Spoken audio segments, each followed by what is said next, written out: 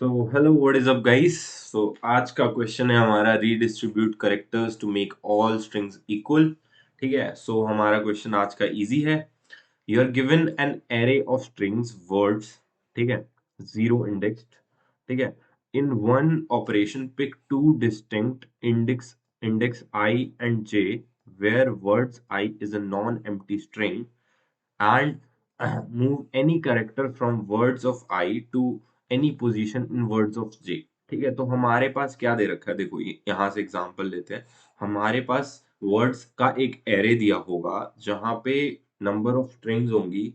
तो हमें ये देखना है कि हम देखो जैसे इसमें से अगर हम ए हटा के यहाँ पे मूव कर दें शुरू में, ठीक है, तो ये तीनों स्ट्रिंग्स इक्वल हो जाएंगी, एबीसी, एबीसी और एबीसी। ठीक है, तो हमें बस यही देखना है कि ऐसे हमें ऑपरेशन करने हैं ताकि हम एक जगह से उठा के दूसरी जगह पे रखें।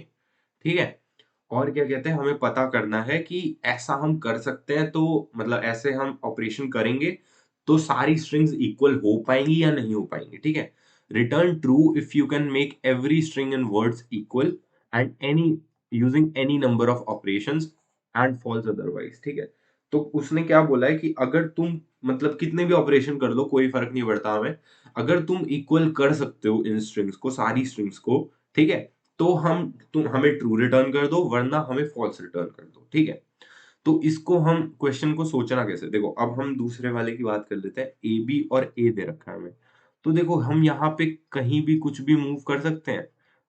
तो अगर देखो हमने ए इधर मूव कर दिया तो ए बी ए या ए मतलब उधर एक ए ऐड हो जाएगा, यहाँ हमने कुछ भी मूव किया तो मतलब ये इक्वल तो नहीं हो सकते, तो इसलिए हमने कर दिया फॉल्स। ठीक है तो साफ सीधी बात है यार कि हमें ये देखना है कि कब क्या कहते हैं हम कर सकते हैं ये डिवीजन, मतलब हम कब दूसरी जगह पे शिफ्ट कर सकते हैं और कब नहीं कर सकते। ठीक है, तो मान लेते हैं हम सबसे पहली चीज मानते हैं कि अब देखो यहाँ पे अगर हम सोचें कि हम कुछ काउंटिंग का यूज कर लें यार, ठीक है, देखो हम अगर कुछ काउंटिंग का यूज कर लें और उसको यूज करके हम कुछ देखें, ठीक है, तो देखो अगर हम यहाँ पे जैसे हम ये मान लेते हैं A B C, A A B C और ए बी सी, ठीक है, तो अगर हम देखो ए का काउंट करते हैं, बी का काउंट करते हैं, सी का काउंट करते हैं, ए कितना है हमारे पास, ठीक है 4, 4 नहीं है, सॉरी यहाँ ए नहीं है, ठीक है 3, 3, ठीक है, बी हमारे पास कितना है 3 और सी हमारे पास कितना है 3, ठीक है 3। तो हमें बस ये देखना है कि यार अगर देखो अगर हमें ए को इक्वली डिस्ट्रीब्यूट करना है, ठीक है, हर करेक्टर को इक्वली डिस्ट्रीब्यूट करना है।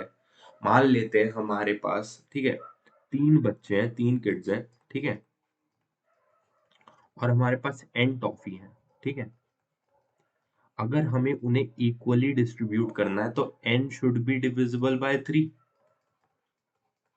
बात समझ आ रही है, तो n 3 से डिविजिबल होना चाहिए अगर 3 बच्चों को देना है। अगर हमारे पे 9 टॉफी होंगी तभी हम बांट पाएंगे 3 बच्चों में, ठीक है, अगर 12 होंगी तो ही हम बांट पाएंगे 3 बच्चों में, लेकिन अगर वही 11 हुई तो वो इक्वली डिस्ट्रीब्यूट नहीं हो सकता। सही है, तो अगर हम सारे क्या कहते हैं कैरेक्टर्स का एक काउंट ले लें, जैसे ए का एक काउंट हो गया, बी का एक काउंट हो गया, सी का एक काउंट हो गया, या जो भी कैरेक्टर आएंगे उनके हम काउंट ले लें, ठीक है अगर हमने सबका काउंट ले लिया और अगर सारे कैरेक्टर्स, ठीक है, सारे कैरेक्टर्स डिविजिबल हो सकते हैं, मतलब एन नंबर ऑफ वर्ड्स में डिवाइड हो सकते हैं, ठीक है, इसका मतलब क्या है, इसका मतलब हम ऑपरेशंस करके डिवीजन कर सकते हैं, इसका मतलब है ट्रू। ठीक है, और अगर ऐसा नहीं हो सकता तो उसका मतलब है फॉल्स। ठीक है, बात समझ आ गई है आई थिंक, यहां से क्लियर हो जाना चाहिए। ठीक है, अब हम ना कोड की तरफ चलते हैं, ठीक है, कोड देखते हैं इसका कैसे हो सकता है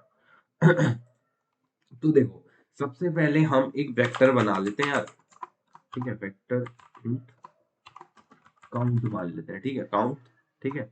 अब क्या हमारे अल्फाबेट में 26 कैरेक्टर है, ठीक है, तो 26 हो, ठीक है, सारे क्या कहते हैं देखो यहाँ पे दे रखा है हमें words of I consist of lower case English letters. तो सिर्फ हमारे पास लोअर केस होने वाले हैं, तो हम 26 लेंगे सिर्फ, ठीक है। और सबकी काउंटिंग हमें करनी है, तो हमने सबको 0 इनिशियलाइज कर दिया, ठीक है। अब देखो फॉर, ठीक है, string word belongs to words, ठीक है। तो अब हर वर्ड पे चलेगा ये, ठीक है। Now for character C belongs to word, ठीक है। अब इस वाले वर्ड की बात हो रही है, ठीक है। काउंट ऑफ, अब देखो हम कैसे निकालेंगे। देखो जो भी कैरेक्टर है, देखो यहाँ देखते हैं, ठीक है। जो भी कैरेक्टर है मान लेते हैं सी है, ठीक है, या डी है, या ई है, ठीक है, और ए है, ठीक है।